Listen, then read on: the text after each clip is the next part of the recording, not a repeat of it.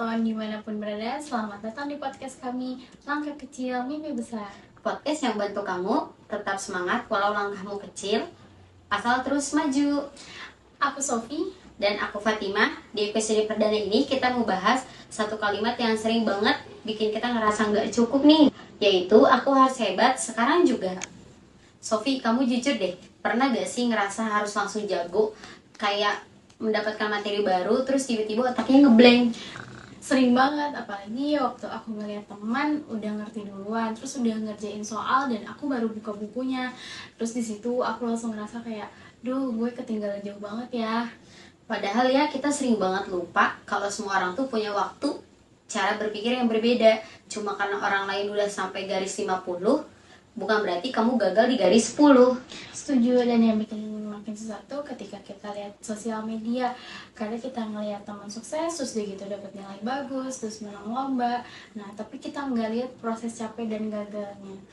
Iya, semua kelihatan instan. Padahal hidup tuh kayak mie instan aja, butuh 3 menit. Apalagi mimpi besar. Gini deh, bayangin kamu lagi dalam pohon mangga, terus hari ini kamu tanam, besoknya kamu lihat nggak ada apa-apa.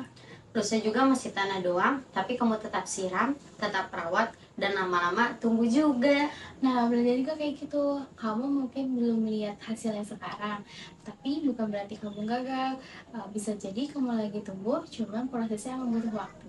Dan gak semua perkembangan itu kelihatan. Kadang kamu udah lebih kuat dari kemarin, tapi kamu gak nyadar karena kamu sibuk nyari hasil yang instan. Sekarang, seperti biasa, di setiap episode kita kasih kamu 3 langkah kecil yang bisa kamu coba dari sekarang juga. Oke, tips pertama itu kamu bisa mulai dari belajar 20 menit. Kamu gak harus langsung belajar 3 jam, tapi kamu bisa mulai dari 20 menit dengan serius dan tanpa gangguan. Tips kedua, berhenti bandingin kamu sama orang lain. Kamu boleh belajar dari mereka, tapi jangan ukur dirimu pakai penggaris orang lain.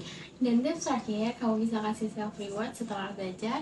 Kamu bisa memberi dari hal kecil yang buat kamu bahagia. Bisa kamu nonton video lucu, atau bisa kamu beli cemilan-cemilan yang kamu suka. Sekarang waktunya tantangan mingguan kita. Ya, tantangan minggu ini selama 7 hari ke depan, tulis satu hal kecil yang kamu lakukan atau pelajari tiap hari. Satu aja, nggak perlu besar.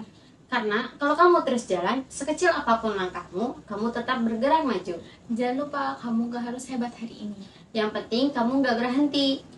Terima kasih sudah mendengarkan podcast Langkah Kecil Mimpi Besar. Jangan lupa follow dan share ke temanmu yang lagi butuh semangat.